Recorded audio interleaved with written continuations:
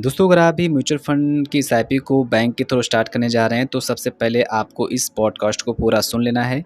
उसके बाद ही आपको जाना है, क्योंकि दोस्तों इस पॉडकास्ट में आपको मैं वो इम्पोर्टेंट बातें बताऊंगा जो बैंक वाले भी आपसे नहीं बताते हैं। दोस्तों, कई बार मैंने देखा है कि बहुत सारे लोग जो होते हैं वो बैंक के थ्रू या फिर बैंक के कहने पे म्यूचुअल फंड की एसआईपी को स्टार्ट कर देते हैं, बल्कि उन्हें दोस्तों ये भी नहीं पता होता है कि हमारा जो पैसा है किस म्यूचुअल फंड में लगा हुआ है या फिर किस उसमें एसआईपी हमारी कटेगी।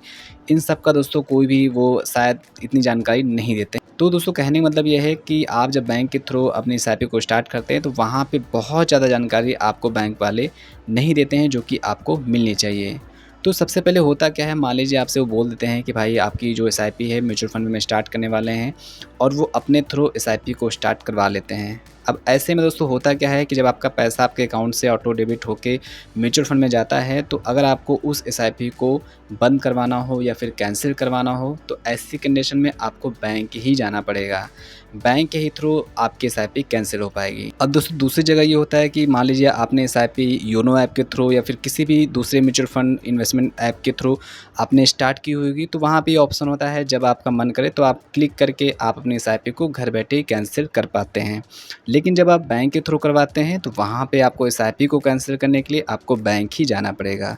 दूसरी दोस्तों सबसे जो बड़ी चीज़ है कि आपका जो बैलेंस होता है, आपका जो अमाउंट होता है, वो आपको क्लियर दोस्तों नहीं पता होता है। आपका अमाउंट कहाँ पे लग रहा है, कहाँ पे नहीं लग रहा है, ये सब चीज़ें आप मॉनिटर या फिर आप देख नहीं पाते हैं। तो ऐसे में अगर आप जब अपने आप से इन्वेस्टमेंट करते हैं, अपने ऐप के थ्रू इन्वेस्टमेंट करते हैं, तो वहाँ पे आप इन सब चीज़ों को देख पाते हैं कि अभी हमारा बैलेंस कितना है, अभी म्यूचुअल फंड में हमारा ऊपर जा रहा है, नीचे जा रहा है, फिर जो भी बैलेंस है वो आपको वहाँ पे शो होता रहता है। तो उसमें होता क्या है दोस्तों, पूरा कंट्रोल आपके हाथ में होता है। जब मन करे तो आप एसआईपी स्टार्ट कर दे सकते हैं, और जब मन करे आप एसआईपी को कैंसिल कर सकते हैं, पॉज़ भी कर सकते हैं। बहुत सारी चीज़ें हैं दोस्तों जो कर सकते हैं।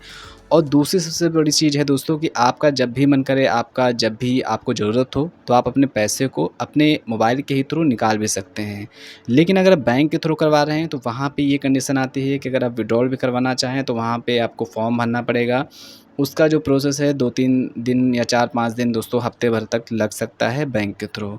तो बहुत सारे इसमें वो होते हैं, वैसे बैंक के थ्रू भी सारे काम हो जाते हैं, लेकिन उसके लिए दोस्तों जो कंट्रोल होता है, समझ लो एक-एक चीज़ आपको अगर कुछ एडिट करवाना हो, एसआईपी स्टार्ट करवानी हो या फिर विड्रॉल करवाना हो, पैसे निकलवाने हो, इन सब के लिए आपको बैंक जाना पड़ेगा। वहाँ पे आपको कई सारी चीज़ें मतलब वहाँ पे हो सकती हैं। तो मेरे अकॉर्डिंग दोस्तों, अगर आपको म्यूचुअल फंड में एसआईपी स्टार्ट ही करनी है तो आप किसी म्यूचुअल फंड ऐप, जो भी बहुत सारे इन्वेस्टमेंट ऐप आते हैं, आप किसी भी ट्रस्टेड ऐप के साथ इन्वेस्टमेंट शुरू कर सकते हैं। वहाँ पे आपको एक सारी चीज़ें जो होती हैं वो आपके कंट्रोल में होती हैं। तो यहाँ पे मेरा कहने का मतलब ये नहीं है कि आप बैंक में थ्रो ना करवाइए या फिर आप ऐप के थ्रू करिए। ये दोस्तों डिसीज़न आपको लेना है कि हमको बैंक के थ्रू करवाना है या फिर ऐप के थ्रू करना है।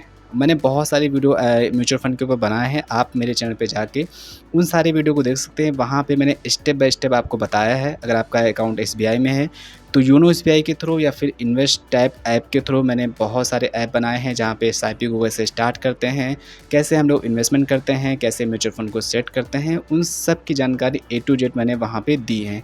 आप मेरे चैनल पे विजिट कर सकते हैं और वहाँ पे इन सब चीज़ों को देख सकते हैं। अब दोस्तों यहाँ पे मैं एक लाइन में आपको बता देना चाहता हूँ कि अगर आप म्यूचुअल फंड बैंक के थ्रू करेंगे तो वहाँ पे जो पूरा कंट्रोल होता है वो बैंक के थ्रू, बैंक के अंडर में होता है।